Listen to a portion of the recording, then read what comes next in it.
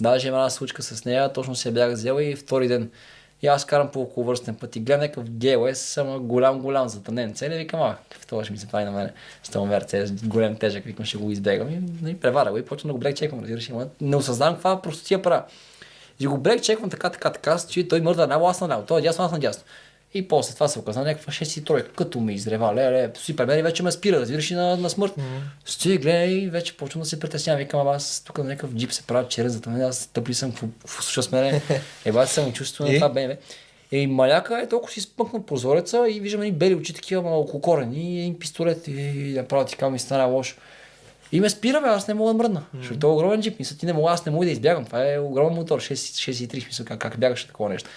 И точно караме, казах ти се надолу ти е ринг мола, а нагоре ти продължава завойчето, което е за към Муавус, нали, надолу към кръговото сякаш. И аз в последния момент бия рязко дясно с надеждите той да му не може да го направи тази маневра.